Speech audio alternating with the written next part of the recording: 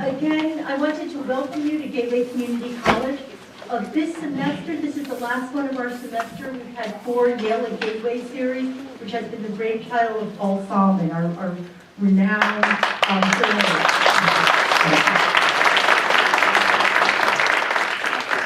And one of the things that has made Paul a great friend to me and our college is that he's been bringing his friends and colleagues from Yale. So now we have an even more renowned attorney of constitutional law, Sterling professor at Yale University, Akhil Amar.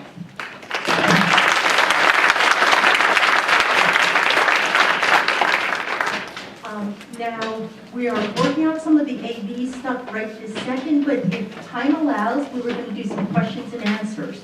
So if we do questions and answers, in order for the video feed to pick you up, you must use the microphones. So please don't ask from your seat because the video is not going to pick you up. This is going to get filmed. We are hoping to put it up on YouTube afterwards. Just so you know, so if you missed anything or want you to go back to it, you can always do that. Now, again, we're hoping that everybody signs in. In front here. There are seats up front. There are sign-in sheets in the back. In the middle there, also a little further away from the door, there are some sign-in sheets. Also, there should be plenty of constitutions running around. I don't know where the rest of them are, but if any of my students have a copy of the Constitution, I thought it was very appropriate for us to have these kind of conversations. So, without further ado, I would like to start. There you go. Good evening, everybody. Thanks for coming. Great turnout. For folks who are in the back, there are seats. There's a seat in front, and there are seats in the middle here, so nobody should have to stand. I think that we've got over on the right, our right flank, there are seats as well. So basically, for those of you who've been here before, and those, I guess, who haven't been here before, this is just bringing in Yale, members of the Yale community, who I thought would be of real interest to folks here at Gateway or anywhere else for that matter. And one of them is holding the Constitution in his hand right now. Ready. Akhil Amar.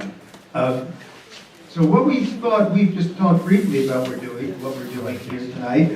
Generally, it's just me interviewing the person who comes. And we thought we would start out by me posing the question, what do the recent events at Ferguson and Staten Island and the decisions of grand juries in both places not to indict have to do or have to say about your favorite subject, the Constitution of the United States of America? It's an honor to be with you all. Thank you all for coming. Paul, I'm such a huge fan of your work, so it's a special delight to be there. I'm looking out at all my neighbors, so thank you all for coming. I want to give a special shout out to my friend John Charles Frederick, who's a student here, and I didn't know I was going to see him, so thanks for coming, Chuck.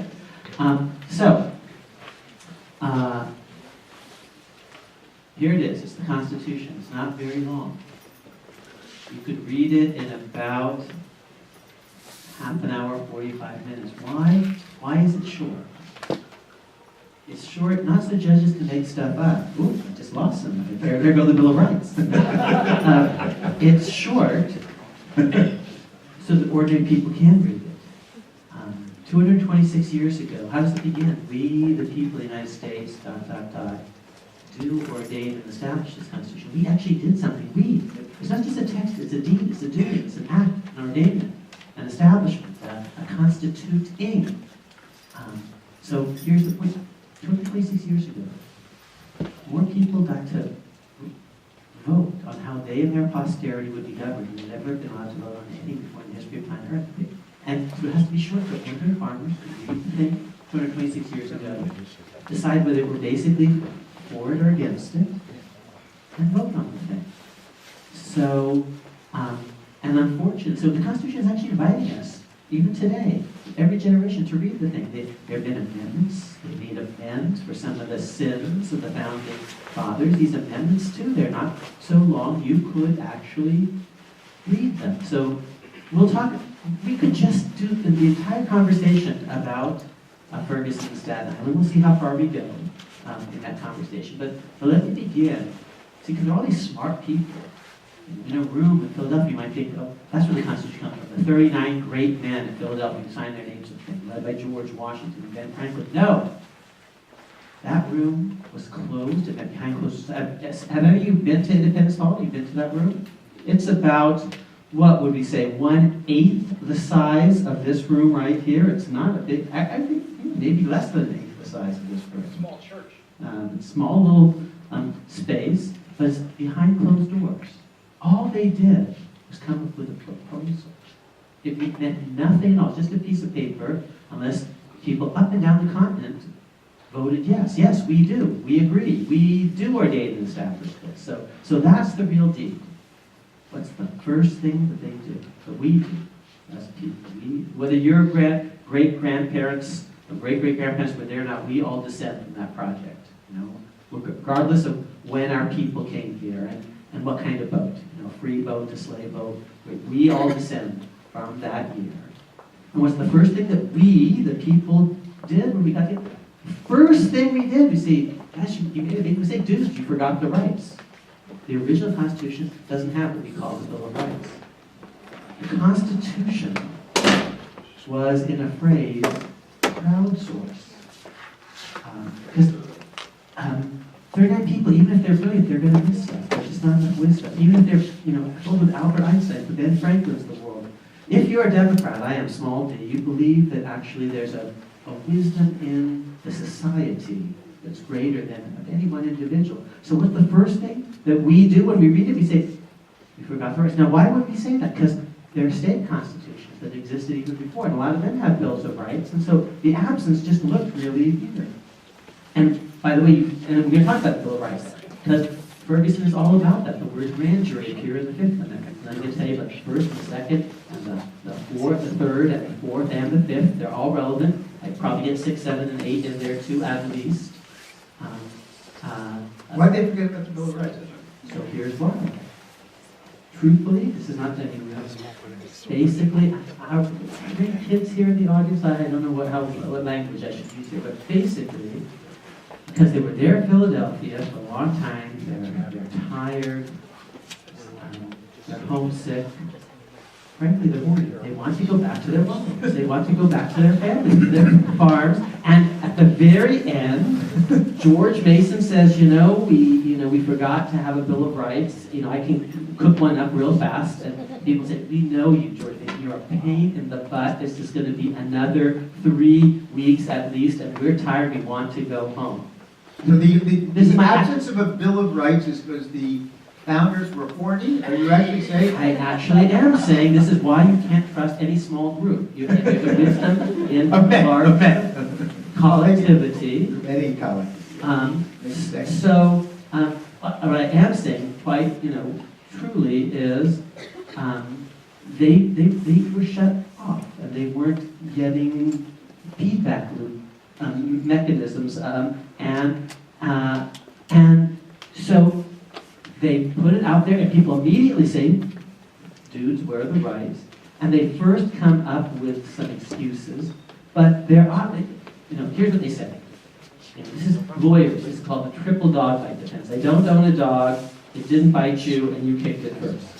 Okay? So they say, actually, bills of rights are a big mistake, and we already have one in the Constitution. Well, you could say the one, you could say the other, but it's because they're actually back on their heels, they're being defended. So they make all these excuses, but what does James Madison do? The first thing in the first Congress, he actually proposes one. Now why?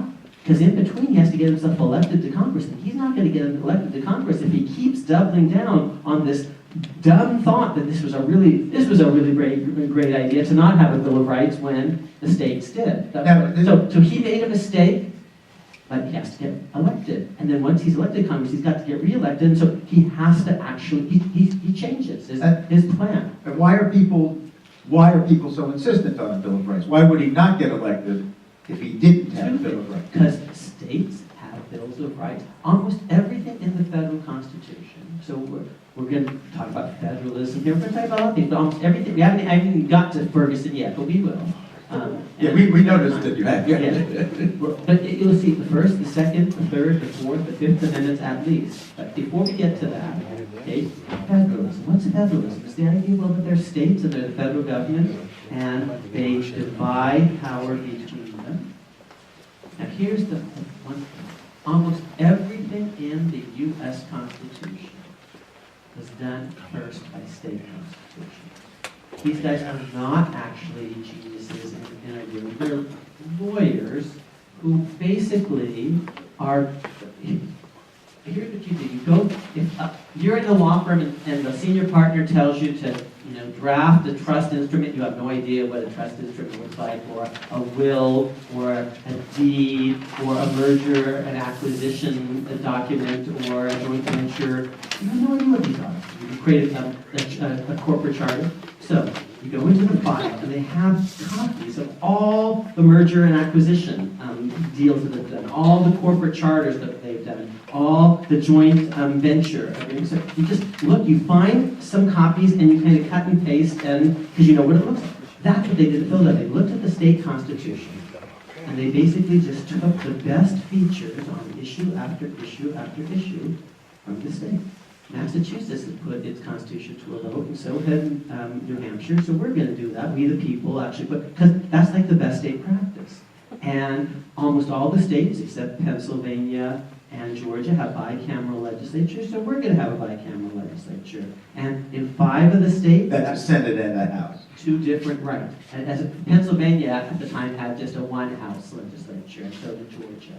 Today, the House of Commons does everything in England. There's not much to this House of Lords. In the Knesset in Israel, it's basically a 1-branch legislature. Does anyone know if any of the states today has a 1-branch legislature? Does anyone know here? Nebraska.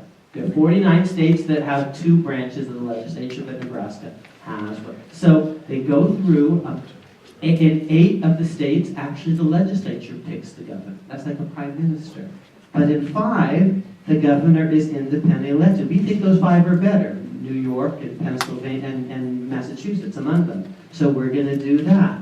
That's why we vote for president as opposed to a prime minister. Because they thought that on that issue, Massachusetts and New Hampshire and New York had better systems than the other 8 states which the legislature picked the governor. Better because richer, they were because they thought legislatures actually can get out of control if they have too much power, and so we want someone independent of the legislature to balance them, to check them, to veto bills, because otherwise, basically, these guys just get a little too cozy if they control both the executive and so on issue after issue. Now, we have slavery at the founding, we eventually get rid of it. But states got rid of it first, some of them. Connecticut had slavery at the founding and got rid of it gradually. And Massachusetts gets rid of slavery in 1780 and 1783, 84, right? And states have bills of rights. So that's why the absence looks weird. States let black people vote, some of them, first. States let women vote first. So almost everything that the federal Constitution does, states have done first. That's and you may have heard of it. How many of you heard the phrase American exceptionalism? It means that we kind of do things differently here in America, and we do. So just think about all the countries in the world. How many of them, think about the great advanced democratic societies, the advanced economies and democracies. Now, some of them don't even have a written constitution, England and Israel. But all 50 states have a federal government have a written constitution. Some of them don't have just 2 parties, they have multiple parties. There's most of them. Many of them are parliamentary systems where the chief executive is picked by the legislature, not independently elected.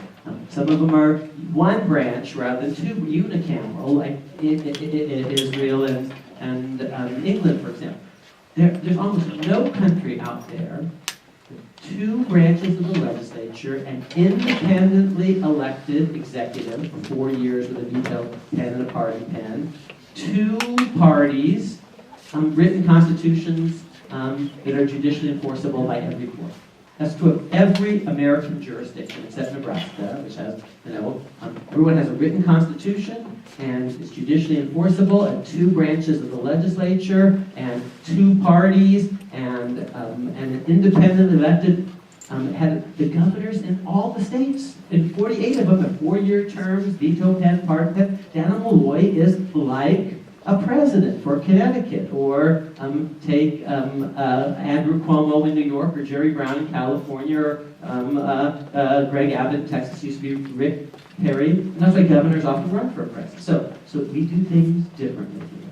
There's a uniquely American way of doing Constitution, and the people immediately see this. They look at the Constitution and they say, like, wait a minute, the state constitutions have declarations of rights, you forgot something. Okay. Within hours of the thing going public, this is the immediate reaction. What phrase? And they say, okay, we'll ratify it, we'll say it, but basically only on the condition that the first thing you do is add the rights.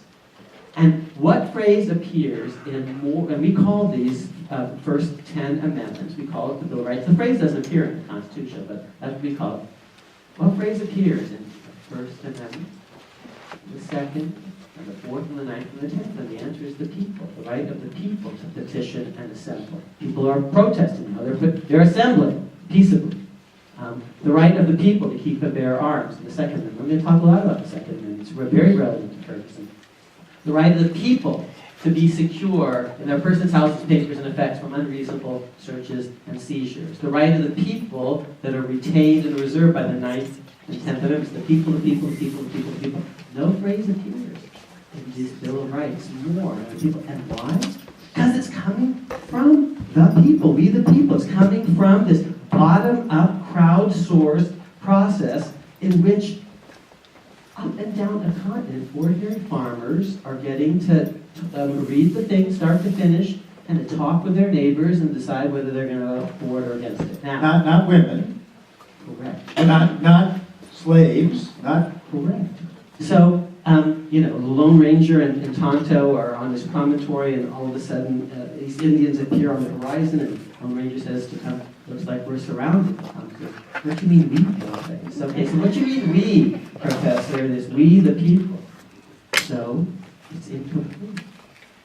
Here's what I do want to say. More people got to vote on this than ever been able to get to vote before. So we have to compare 1787, not today, quite. Eventually we will. We have to compare it to 1786 and 1785.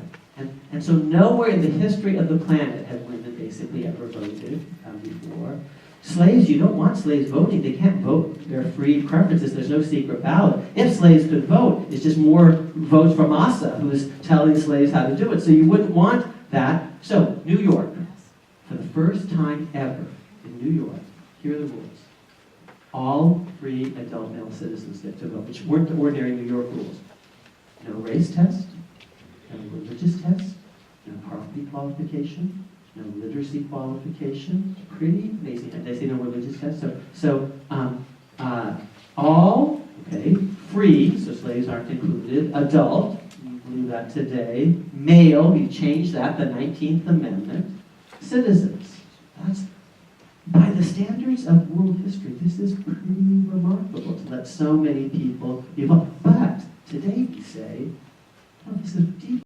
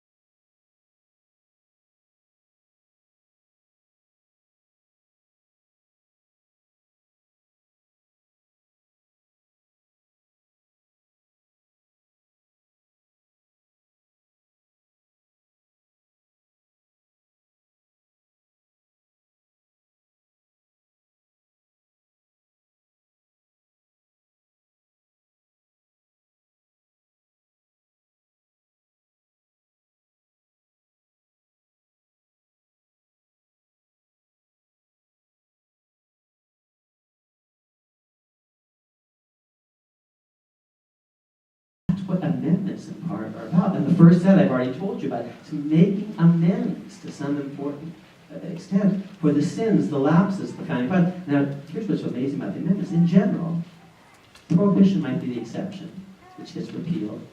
The amendments in general have made it better. They've added to liberty and equality. A Bill of Rights.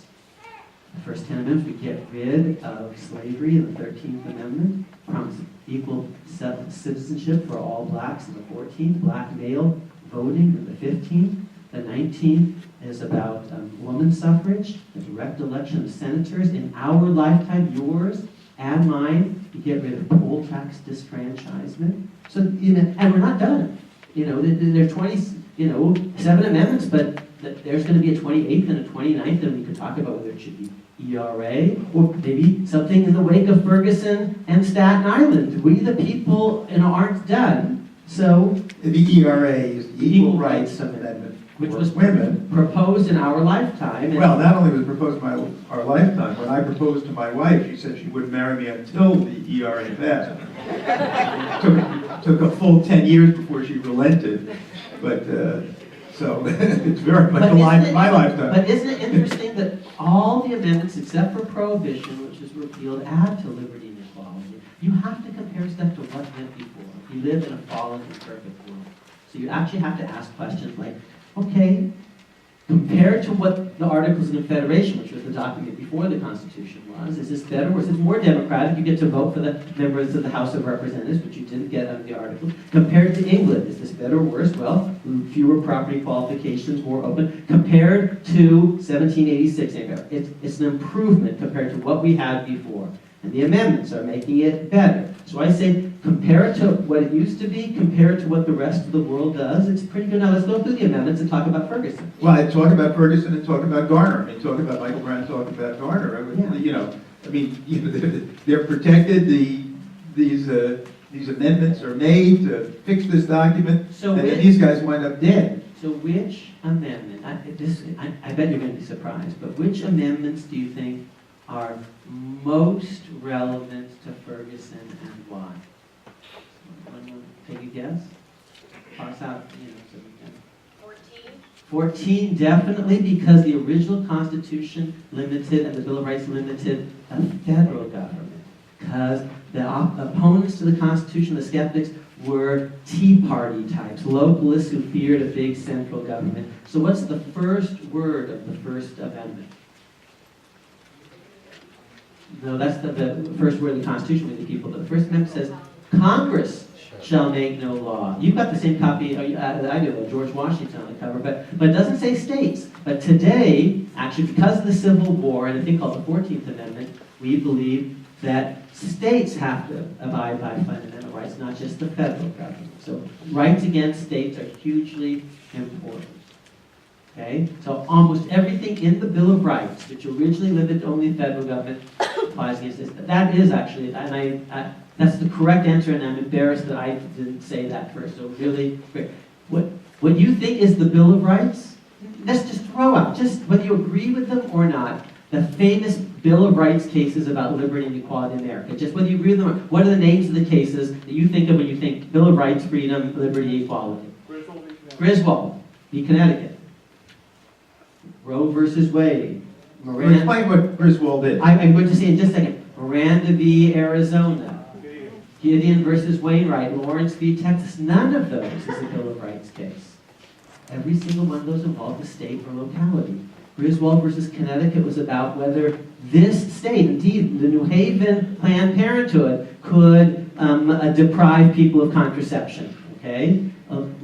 Gideon is whether Florida, Gideon versus Wainwright, has to give you an attorney when it prosecutes you for a felony. Lawrence versus Texas is about whether the state of Texas can prohibit same-sex intimacy between people of the same sex.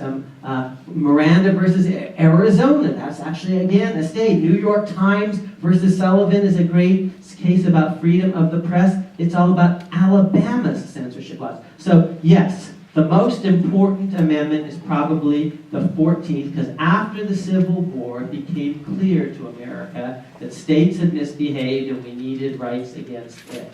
And states are the ones who were involved, so in Ferguson and in Staten Island. So, here's one thing that might happen now. We haven't got to the other Bill of Rights yet.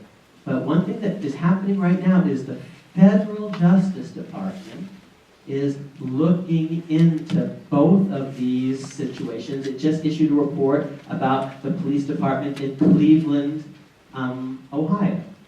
Okay, so that's because after the Civil War, the federal government assumes a role in trying to make sure that states are respecting the civil rights of their citizens. That wasn't quite a role for the federal government at the founding, but it's a huge role after Lincoln and the Civil War.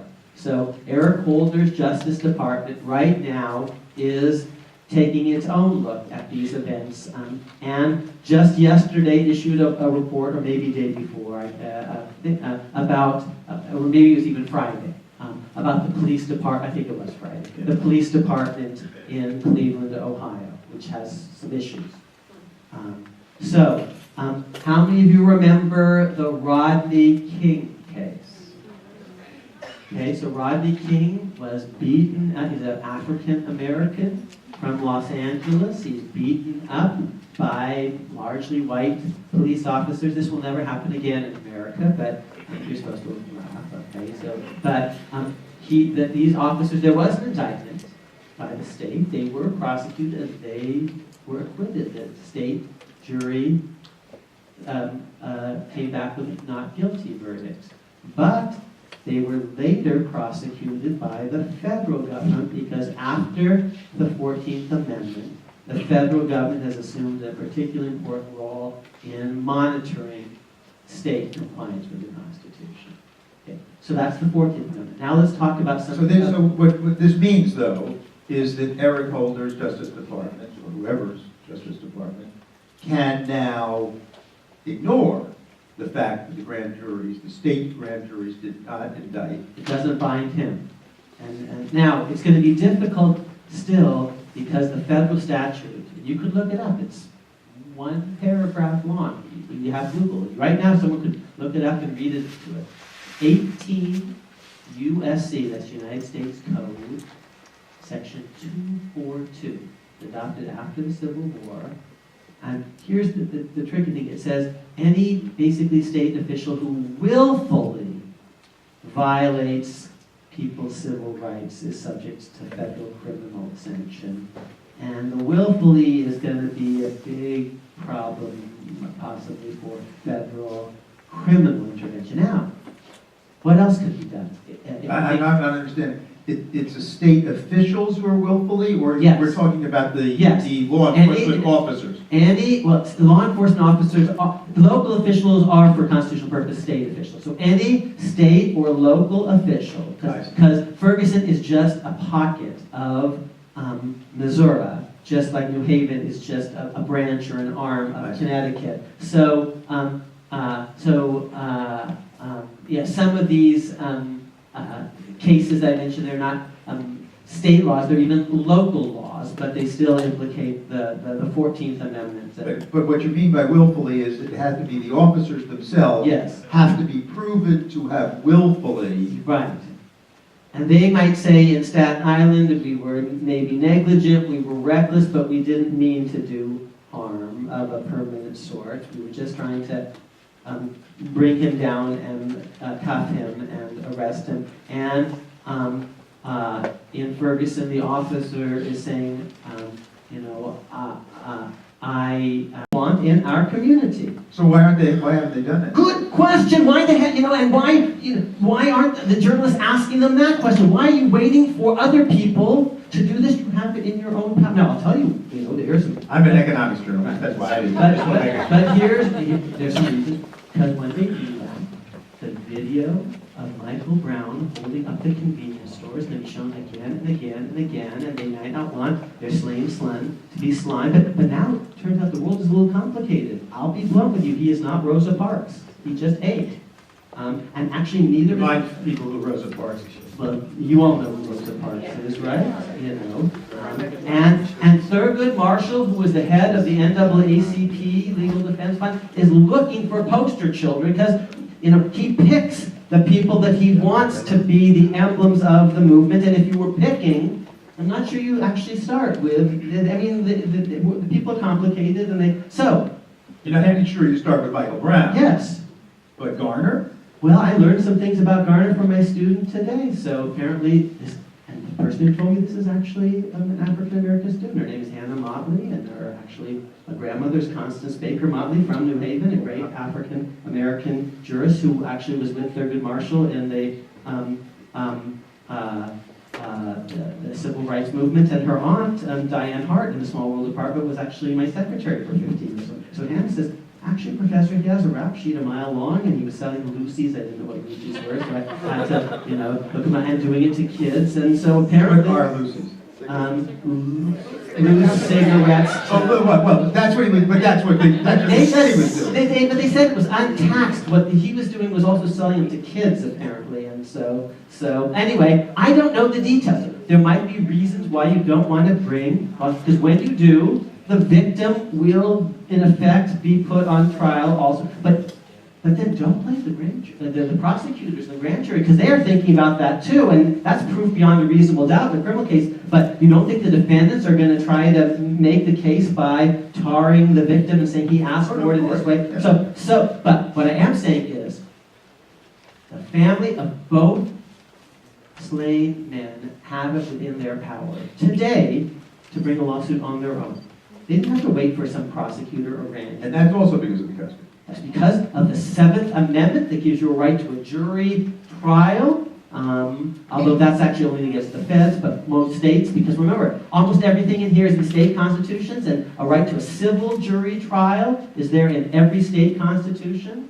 And now the jury has to look like the citizen community. That's very important, and if it doesn't, because people aren't registering to vote. Well, if you don't register to vote, you're not in the jury pool, and then you're not going to be on the jury, and then juries are not going to be represented. So can I sue if I'm trying to sue on behalf of one of these? No, you have to have been a victim yourself in some. So the families. So let's say I'm a member of the family. Yeah. Can I now sue because the grand jury wasn't represented, and the police department wasn't represented? You don't even need to get into that. You just say, you the defendant, Darren Wilson, shot my boy. You killed him. That's a tort. That's assault. And with tort is a word. It's a wrong. It's a wrong. Like when you hit my car. When you libel me. There's certain. The technical definition is a non-contractual civil wrong. So something other than contract, where one person does a wrong, a legal wrong for another person. It could be slander or libel or an automobile accident, or you trespassed on my property without my permission, you hit me. These are all wrongs that you did. There are two kinds of wrongs. You could have committed a criminal wrong, but in order to convict you of that, that's proof beyond a reasonable doubt, and a grand jury is going to have to want to go along with this, and a prosecutor. Or grand jury isn't saying it has to be beyond a reasonable doubt, does it? Well, they're not saying in the grand jury, but they're not going to get a conviction in the criminal case unless it's proved beyond a reasonable doubt. So they are thinking about in their that head, criteria. Yeah, because what's the point? Are you going to be so much happier after there's a trial and there's an acquittal? Oh, that's going to make you all very happy. I've seen that movie before. It's called Rodney King. It doesn't end so well. So the grand jury might think we're not at the end of the day going to be able to prove beyond reasonable doubt in a courtroom that this was a crime. But even if it's not a crime, here's what the cop says in Staten Island. It says, "We didn't mean to cause him severe harm." Okay, so suppose that's even Or we didn't need to. Suppose there was a window there. I was afraid where the window was going to break. Suppose all that's true. It's still a tort. You should still sue. You still are entitled to compensation. This is America. Sue them. Every bus, I see, all these, Get Card, whatever. Just the attorneys are there. They would be happy to take these cases, and they'll take their third. And they'll get a lot of, and now they'll get a lot of bliss and money, and now who's going to pay for that? The police department. Who's going to pay for that? the citizens, the taxpayers, and then the taxpayers are going to say, what the hell is happening? We don't like it. So now it's no longer the Brown family's tragedy. The loss is getting spread across taxpayers. Taxpayers don't like this. And now they start to focus on whether the police are doing the right thing in their community if they have to pay for this. And they'll look at Do two you think things. that's really true? I Well, wonder, as taxpayers, it's so widely dispersed. But two across. So in the Rodney King case, it was $3 million. So here are the two things. If the New Haven Register is doing its job, there are two things that the New Haven Register will tell us. One, how much is New Haven paying out, the police department, compared to Hartford and Bridgeport and per capita in New York and Newark and Boston? So how do we compare to the other cities? You know, are we doing better or worse?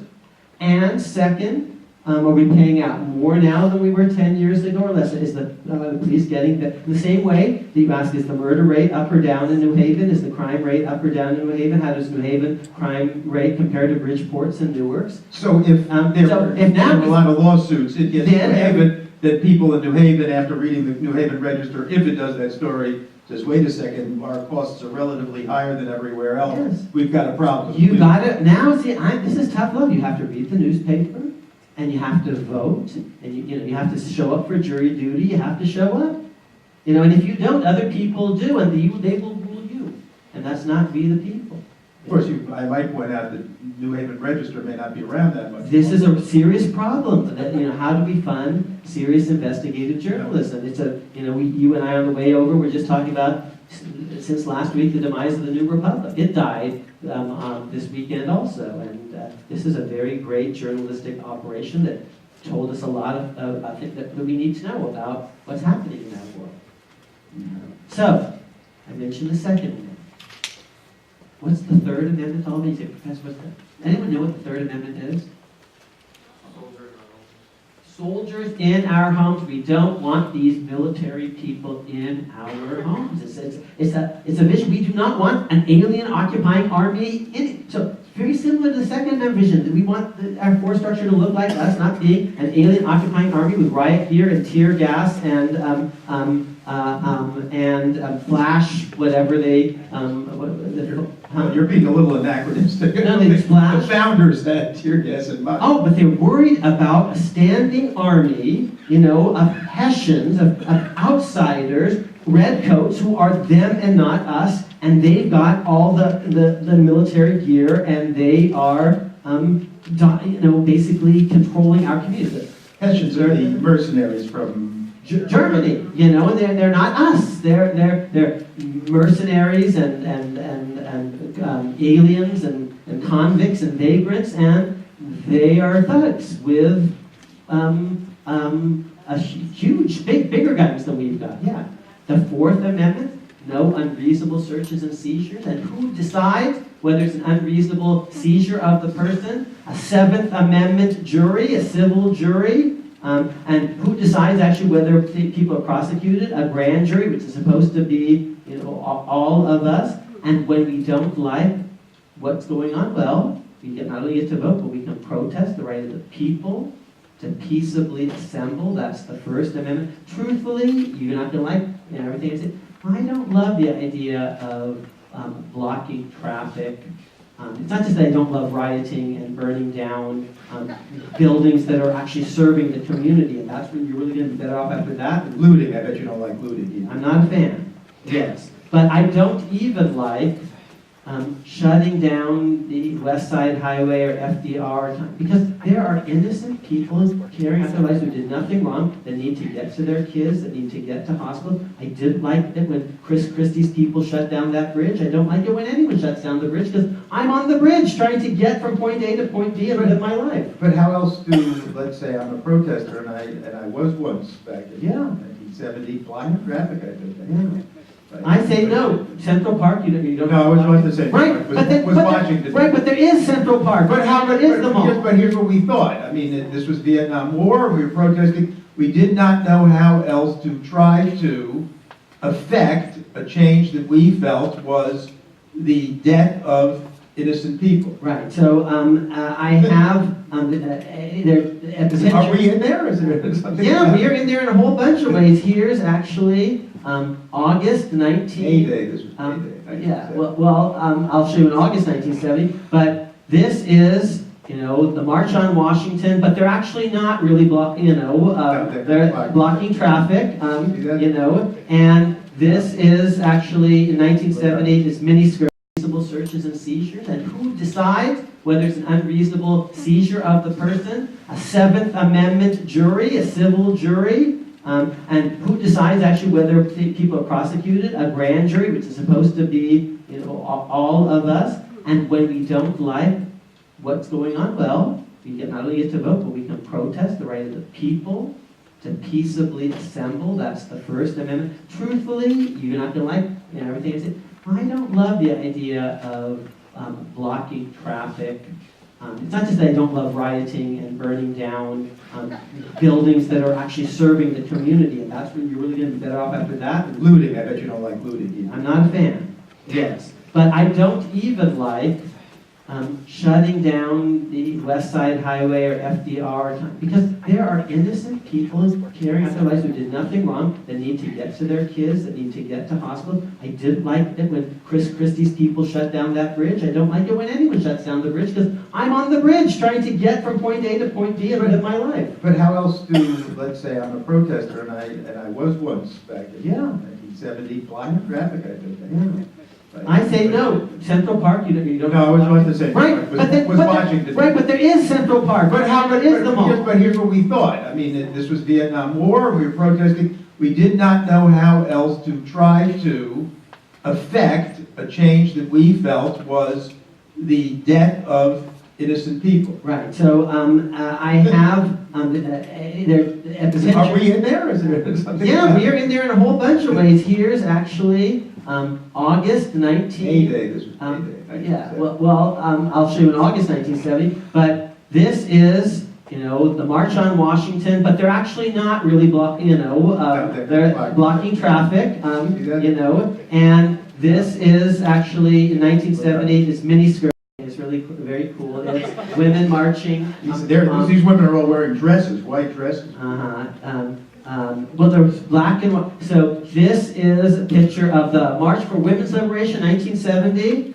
But they've actually arranged, just like for St. Patrick's Day or something, to have certain streets blocked off so that people who need to get to the hospital or something have other streets to get to. So I believe in. Yeah, there were alternatives, but you say there were alternatives. Yeah. But the people in these places now, and all over the country, in fact, at the moment, and back in 1970, with the Vietnam War, we thought we had no option but to try to really impress upon people the depth of our commitment, which was to block traffic, because you were putting yourself at risk by blocking the traffic. That is, you could get run over. Okay, so if actually this is civil disobedience, you're genuinely putting yourself at risk, and you actually want to be arrested to make a point, that's great.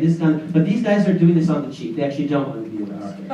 Okay. I'm off the hook. So Gandhi says, you must arrest me. If you believe in the system, I'm actually saying the system is bullshit, and I'm going to defy, non-violently, but very aggressively, and I'm going to make you keep arresting me again and again and again, so you'll have to look at yourself in the mirror. But that's because he's actually putting himself at risk, and it's open and public, and so that, but no, today people want to block traffic and not get arrested, and that seems to me not quite because if you're going to prevent people from getting home, or getting to their job, seeing their kids, going to the hospital, I think that, because they aren't always the ones who did the bad thing. I don't understand why actually you're taking it out quite on. Now, the Vietnam War, I begin to understand, because you all are funding this, and this is immoral, and wake up people and see this, but I'm not quite sure I see,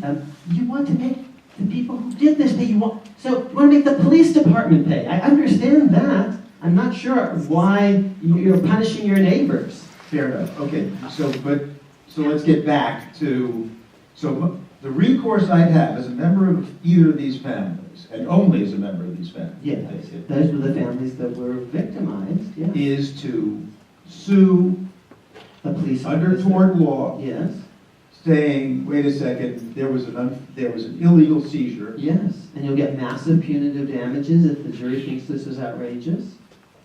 And you think the reason this hasn't happened yet is I because, don't know what their but you're legal- guessing that the reason is that there's too much dirty laundry on these particular people. That might be part, I mean, if I'm the mother or father, I'm not gonna be able to bring my, boy back, my husband back. But if I'm thinking that, you don't think the prosecutor is thinking that too? Because the defendants in the criminal case are gonna make all the same. Drag anything out they possibly can. That's relevant to what it is that they thought they were confronting. And they have to prove it beyond reasonable doubt.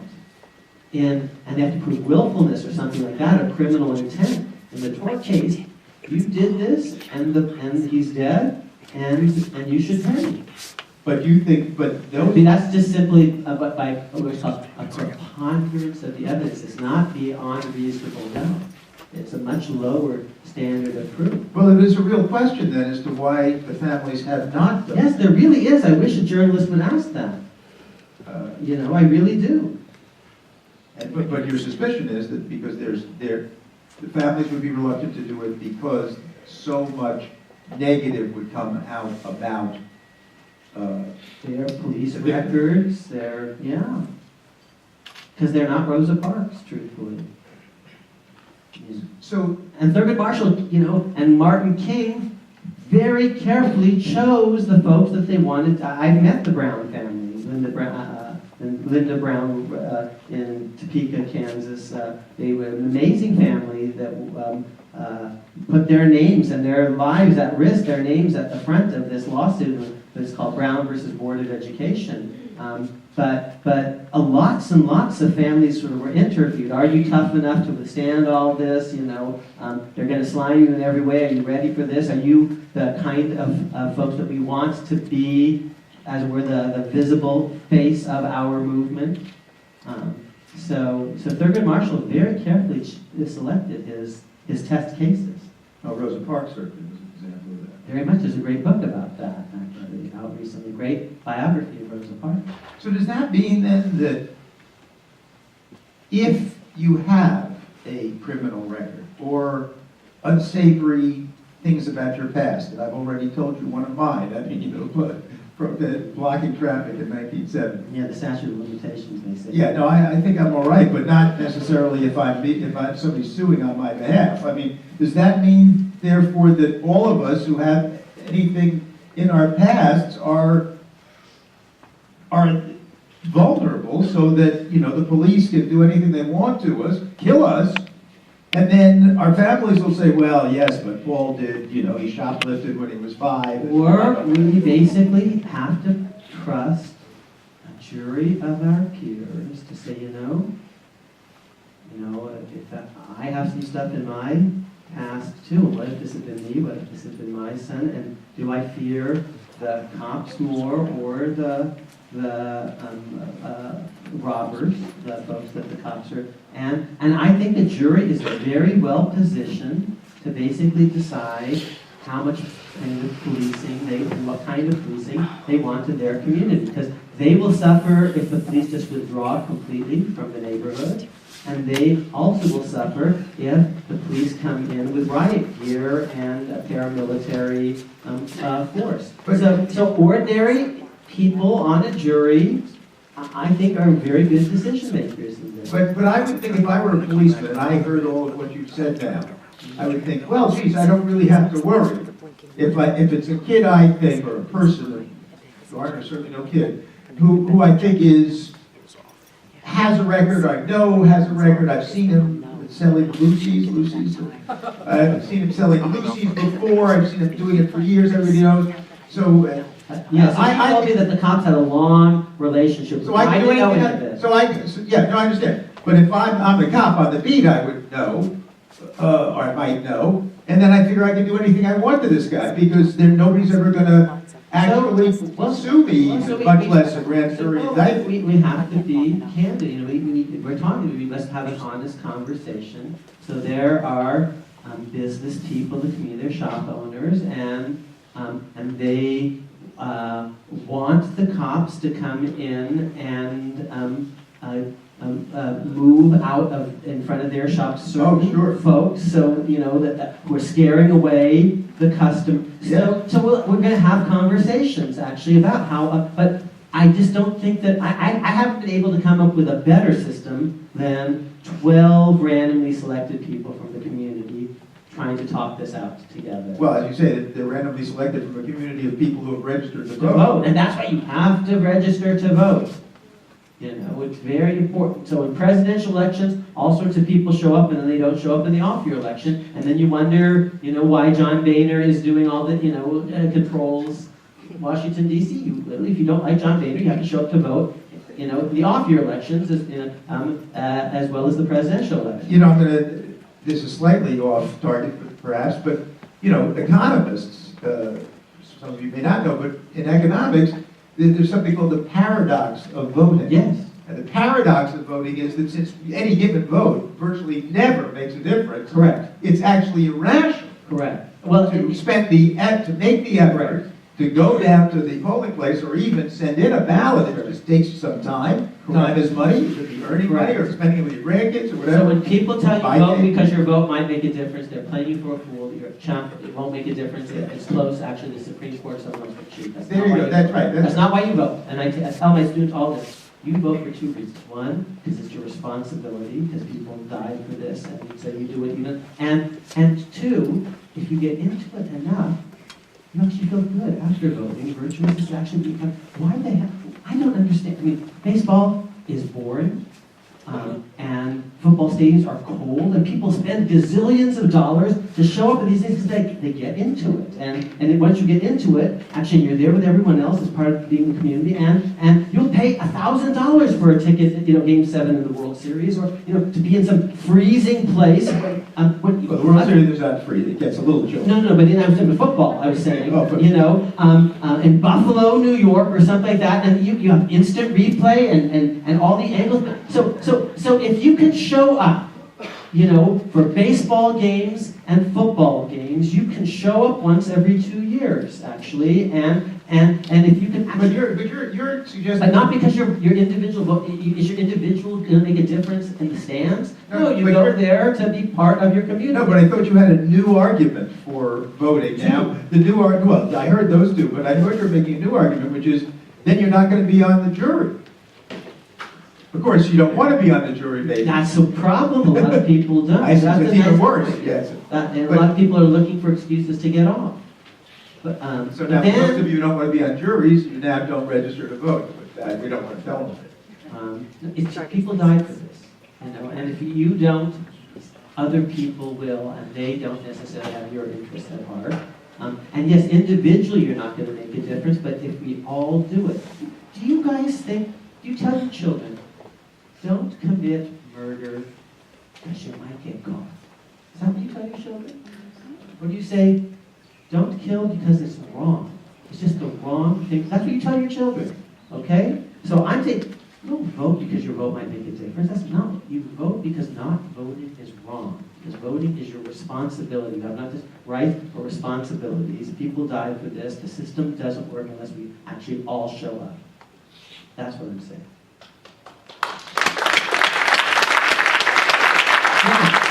We have to make it easier for people to vote. And okay, so for me, it's kind of fun to serve on the jury because I get a salary. So you punch a clock, you're actually losing wages. This is what economists would call a tax and opportunity cost for you, in a bigger way. For me, it's kind of fun. But okay, so I say we've got to actually, for jury service and for voting, we have to make it easier to register and easier to show up. We could have same-day registration, and we could have easy absentee ballot, and you could actually be able to have early voting, and you'd be able to sign up for this at the DMV, and when you show up for jury service, they shouldn't waste your time. And it should be sort of one day, one trial, and you should get paid for your time because you're actually, so you could do. But aren't we going the other way? We are. I mean, isn't state after state making it more difficult? Right, and these people, we pay their salaries, and they're actually mistreating us in all these ways. They're putting us through long lines in some places onward. But we have to show up. And once we show up, you should vote for politicians who say, I actually believe in jury service. I'm going to make it easier for you to serve on a jury. You should get paid $100 for your day, and you should show up. Because otherwise, if you get a paycheck, you're missing a day of work. How? Why do we do it on Tuesdays? People work, and if you work from 9 to 5, you got a little bit of time in the morning and a little bit of time after work, and that's when the lines are long. This is not good.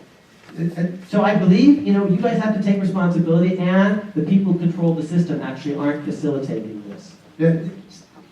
Take a step even further back. Do you think that we are likely to make it easier to vote and easier to be on juries? Or do you think that this country is going in the opposite direction? Well, the truth is, I'm a political science professor. There are two parties in America, and one party, frankly, benefits from low turnout. It's called the Republican Party.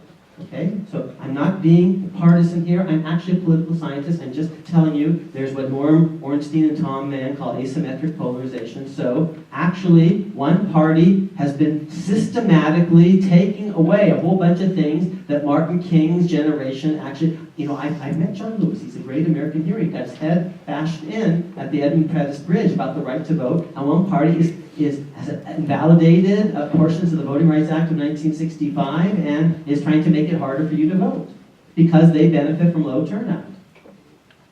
And they've been quite successful. In a whole bunch of states, not in Connecticut, which is not controlled by that party, but in a whole bunch of states, yes. North Carolina, Texas, Wisconsin.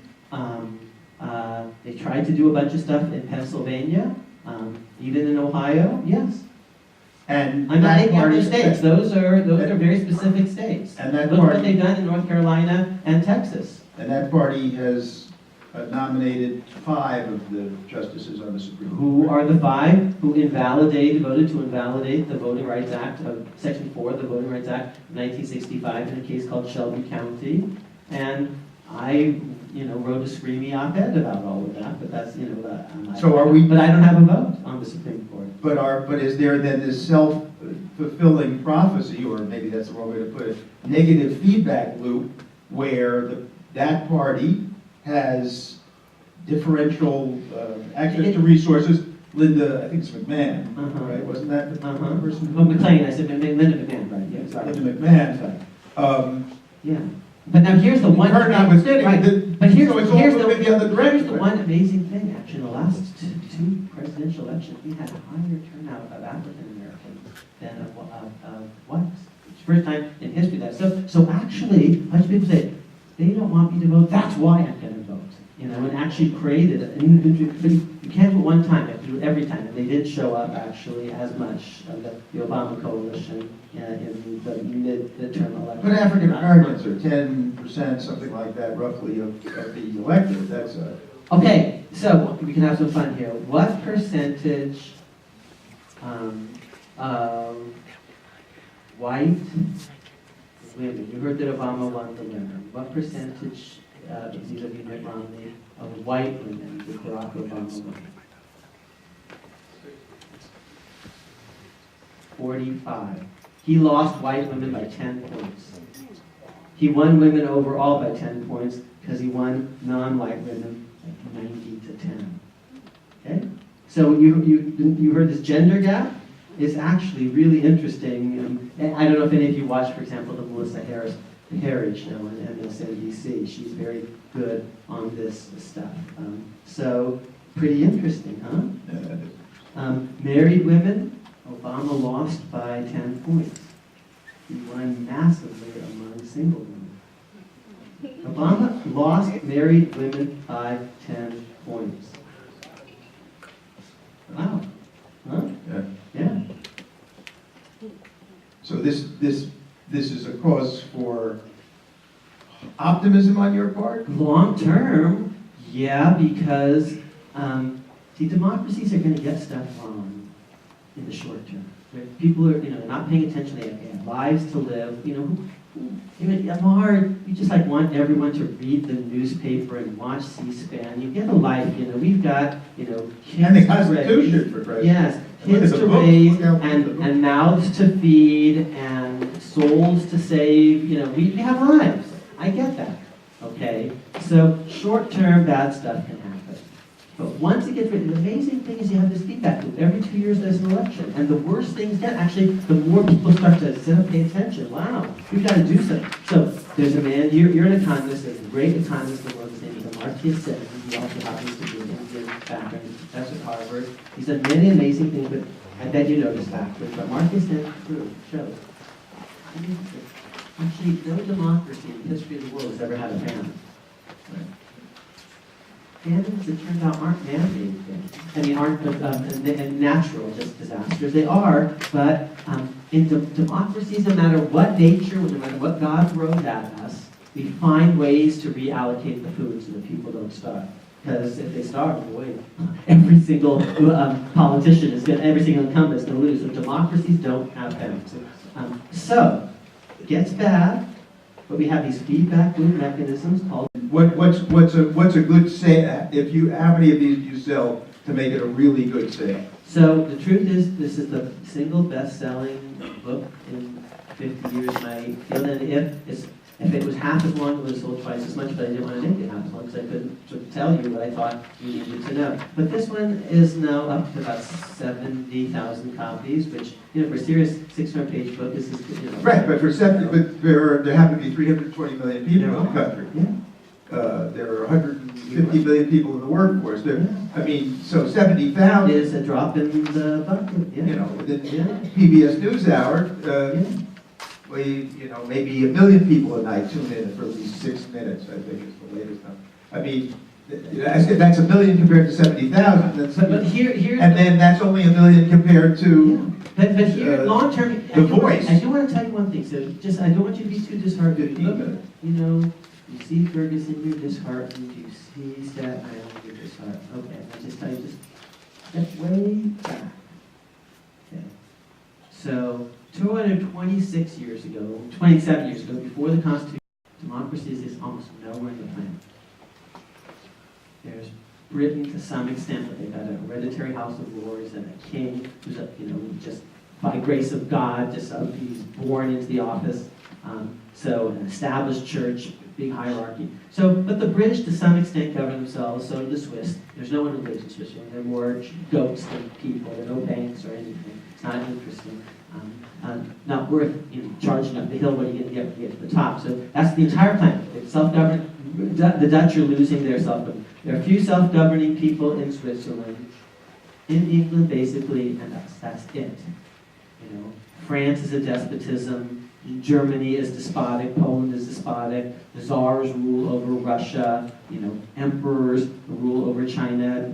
India is in chain. The history. That's always been from time immemorial. There's been almost no democracies anywhere on the planet. Tiny little city-states, 30,000 people in Athens. All about that's it, and then it flickers out. Okay. So democracy almost nowhere in the planet for all of recorded history. Almost nowhere in 1786. Here's the history. You look around the world. 1786. Kings, emperors, czars, Mughal lords, tribal chieftains, thugs, everywhere. Princes, okay, that's it. Now, put the thing to a vote. More people get to vote than ever before got to vote on anything before. Women don't, but that's not news, that's old, that's just now, today. So first of all, and we got better. We added a Bill of Rights, we got rid of slavery, we let black men vote. Denzel Washington, was there with Matthew Broderick and Glory. They fight, they get to vote. This is the military and voting, you see, connected. Women get the vote in World War I because they're actually part of the war effort. There are connections between fighting and voting. So we've gotten better. Women vote now. And if women don't vote, his name is President Mitt Romney. And in America, okay, just in case you missed it, Barack Obama is president, Eric Holder is Attorney General, and there are It's a very Protestant country. None of the justices on the Supreme Court are Protestant. Very mainstream Protestant country. 4 guys ran for president, vice president last time around. The only mainstream Protestant was named Barack Hussein Obama. You had 2 Catholics and a Mormon. Mormonism didn't even exist at the founding. Harry Reid, Mormon. John Boehner, Catholic. You had no Protestants. So pretty amazing, actually. We made a lot of progress. Long term. Step back. Just step back. I've got 3 words for you. President Barack Hussein Obama. 4 words for you. Now you look at the world. We won the last century. Democracy is on the march. My parents are from India. That when they were born, basically, these people are sitting on them from 8,000 miles away, ruling them. Okay, from afar, the same way that King George was sitting on America. Now it's 1 billion people governing themselves, many religions, many languages, multi-party system, free speech, peaceful transfers of power. This is on the American model. That's 1 billion people. And you look at Eastern Europe, so 25 years ago, the wall comes down, so we won the last. Half the world now is democratic. Almost none of the world was democratic in 1786. Now half the planet, I like our odds going forward. So long term, I'm still genuinely betting on democracy. You can't just lose heart. You have to show up. You just do. Fantastic. Let's have some questions. It's 8:18. I was told that there would be a mass migration from here at 8 o'clock, and I've had 2 people left that seem to be holding this audience rather... Filibustering. Well, it's a hell of a filibuster. So let's just have 2 questions, you said, Lorraine? Is that what you said? If you have any questions, Yeah, please come up it from... might be scary to ask this guy a question, but... Gird yourselves. Oh, there's the guy from Nebraska, so he's...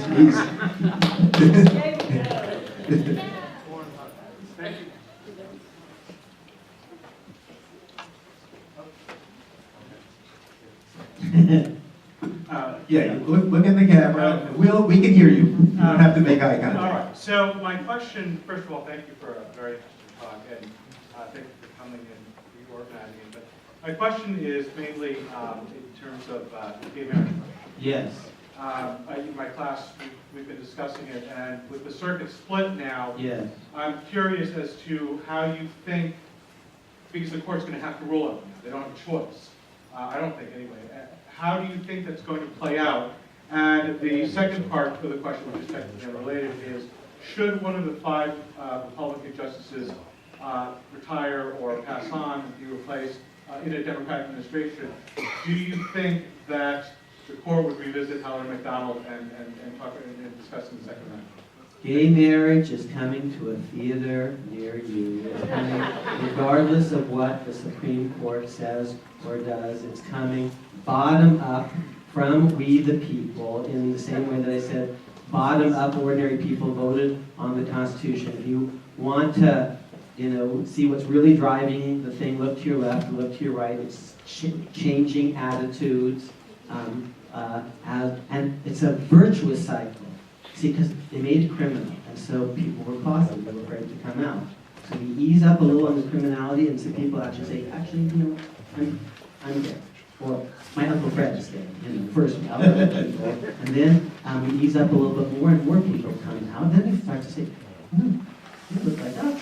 They're people in our community, and the more people come out, it's like voting. You're actually, it's cost at first, but you're part now of a community, and you have to come out, and this is the brave thing to do. So the more people come out, the more the rest of us say, they're just like us. And then more people come out, and then they vote in one state, Massachusetts, thanks to my friend Margie Marshall, who's the head of the Yale Corporation, in fact. And she's reading a provision of the Massachusetts state constitution, which says we're all free and equal, which was the basis in 1783-84 for getting rid of slavery in Massachusetts in a case called Clockwalker Holmes versus Jennison. And she knows all that whole history. And she's a white woman from South Africa who, in her student days, was she's a very great person, world historical figure, and they do it in Massachusetts, and the sky doesn't fall. She was an activist in South Africa. Yeah, she might have even, like, blocks traffic, but. Very well. Very much, we're willing to be arrested Yeah. for it, and I really respect that willingness to be arrested for it, the letter from a Birmingham jail.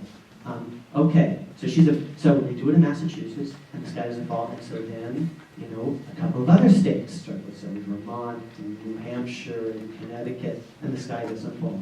And because, I told you, everything that happens at the federal level, states do it first. Written constitutions, bills of rights, judicial review, jury trial, putting constitutions to vote, getting rid of slavery, letting women vote, letting blacks vote, gay marriage. You show it works at the state level, and then a bunch of other places start to copy, and now you have a bad rate. Now, you needed people to lead this movement, bottom up. My hero, this whole thing, I argue Marshall is a hero, but I want you, since I mentioned Rosa Parks, you should remember who she is, and Martin King, and you hear a lot about the religious right in American politics. He's a religious left. If you are taught, many of you, if I said, describe Martin Luther King in 3 words, you'd say, civil rights leader. That's not how he would describe himself. He said, I'm a preacher of the gospel, first, last, only, everything comes out of that. I mentioned my name is Martin Luther, King Jr., and his dad, Daddy King, was a pastor also. So there was a religious left, and he's a leader. So the leader who actually championed this movement is a very great man. I met him at Yale College. He's 2 years ahead of me. He's my role model. Named Evan Olson. And he leads this movement. Ted Olson and David Boyd are lawyers kind of grabbing the limelight after the hard work is done. So it's coming inevitably, regardless of, Tony Kennedy is for it, but regardless of what, because he grows up in Northern California, right? He's a Republican who's the swing justice, but regardless, even if he flinches or something like that, it's coming, it's already here, you can't stuff it back in the toothpaste back in the tube, they're out, we're here, we're queer, get used to it, and we are used to it, and we see it in the media, so it's just happening. And in 20 years, people will actually say, what was the big deal? And here's the point. It's good, it's good. The old people don't get it yet, quite. The young people, they're smiling. the young people get it much more. Just demographically, the old people are going to die first. So every day, no, I'm just a political scientist. This is basically happening. Heller, whether you like. What is Heller? He asked a question about guns in homes, a case called Heller, a case called City of Chicago versus Madonna said, you have the right to have a gun in your home for self-protection. And 5 Republican appointees said, yes, you do. And 4 Democrat appointees said, no, you don't. I'm a Democrat. I clerked for Steve Breyer. Even if this were overruled tomorrow, we have almost as many guns as there are people in America. You can't get rid of them. It's part of the deep fabric. It's in almost every state constitution. If you tried to take people's guns away from them, it would make prohibition look like a walk in the park. Even if you don't like guns, but I'll say it a different way. Liberals believe in basically having sexual freedom in the home. Conservatives want guns in the home. Liberals want sex in the home. Let them both have what they want. Okay, good. We have a question over here, please. I noticed you haven't mentioned yet. Come closer to the mic. You don't have to make eye contact with us. We can hear you. I haven't heard you speak yet, anything about the Patriot Act. The Patriot Act, because I did get asked about it. Yeah, but that was going to be my second question. Now here's the truth. The Patriot. Wait. No. He has the floor. Please, go ahead. The other question is, how does it apply to Thomas Hobbes? Thomas Hobbes' social contract theory. So here's the truth. The Patriot Act, they made it really hard for you to understand, for even me. It's not like in one place. It's a whole bunch of different provisions scattered throughout the United States Code, many of which read as follows. Section 323A of Title 14 is hereby amended to change the word 7 to 29. You have no idea. So the truth is, if I have an opinion, I'll share it with you. I've shared your opinion. I've never been able to quite wrap my mind around all the aspects of the Patriot Act. They made it very difficult for me to figure out what's in there. So just generally pro or con?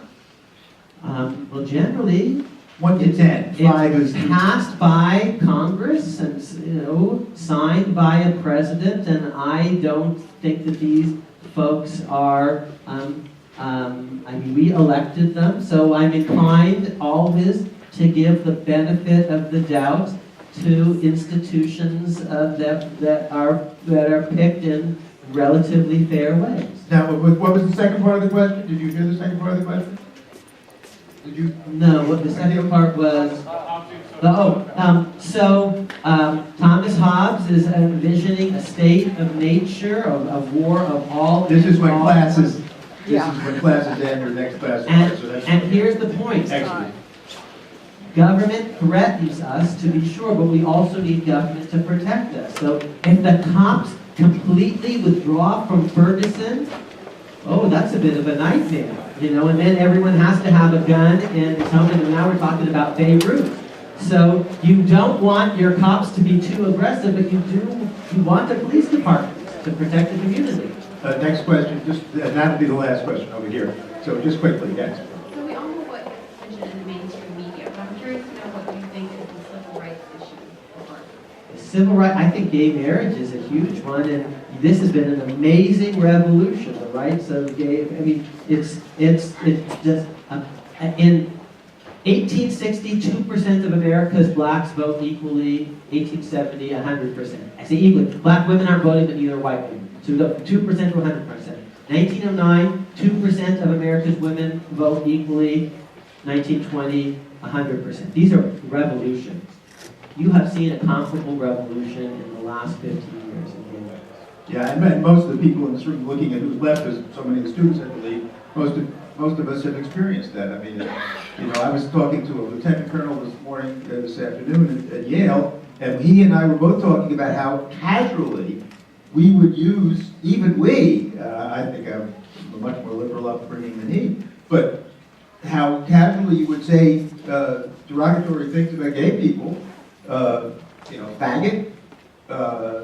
He had some phrase I can't remember, but it was just commonplace to something about queers, but queers is the lowest form of life, kind of not even worthy of discussion. We've seen that. It's transformed. Total revolution in your lifetime, in the last 15 years. Last question. And it's bottom up. It's not led by Tony Kennedy and the Supreme Court. It's we the people from the bottom.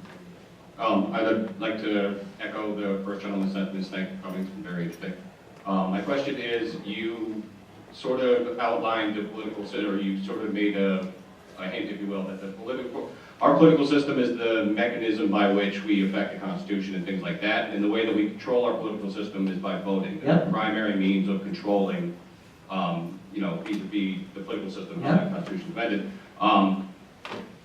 Given today's atmosphere and the political gridlock and just how ridiculous the political system can be, has that mechanism essentially broken down? And how do you go from here, and how does the Constitution stay in line with the beliefs of the people if the mechanism is broken? The mechanism isn't quite broken. The truth is we're just very deeply and closely divided. So this too will pass, frankly, because one party's going to die first. And so the Republicans have, at best, 1 or 2 possible presidential victories left. And they could win the House of Representatives for a good long time. But presidentially, they lost the popular vote in 5 of the last 6 elections because their coalition is cranky old rich white men. And they're not making as many of them now. I'm a political scientist. I'm not trying to be a jerk. I'm actually trying to slice the demographic data and actually tell you. So long term, but right now we're pretty evenly divided. You've been living in the world of Reagan, and that world is basically imploding slowly for 2 reasons. One, its platform no longer makes sense because its platform is high defense and low taxes, and those no longer add up. So Rand Paul is going to say, well, we give up the high defense, and other people. So the platform no longer quite works, and the recipe for success, which is a certain demographic coalition, no longer quite works because there's a much higher percentage of non-whites and a much higher percentage of women who are voting. So long term, but right now it's not. We're very closely divided as a nation. But eventually, long-term, actually, the Republicans are going to have to change their approach on immigration, a whole bunch of things, or be doomed to perpetual minority status for the presidency. For the House, they could win a good long time for reasons that it would take, not just because of gerrymandering, but actually because the liberals have increasingly moved to cities. And they win cities overwhelmingly, but this means the countryside is basically majority Republican. There are fellow Americans of good faith who just have a different view than you do. And what you're saying is gridlock is because they won a whole bunch of elections. And if you don't like that, you've got to show up to vote. That's the only thing, you know. And long term, the Republican Party will change. I'll say one other thing. Abraham Lincoln. So the 14th Amendment. It's the law of the Constitution. Not a single Democrat voted for it. Not one. Every single Republican voted for it except one. His name was Joe Lieberman. No. But every single, it was a total partisan thing. Every single Republican except one voted for it. Every single Democrat voted against it. That's true of the 15th Amendment too. So that country was divided then. I know which side I'm on. It's on Lincoln's side. I know which side I'm on today. But that's just, our parties organize our disagreements, and right now the two sides are actually relatively evenly balanced.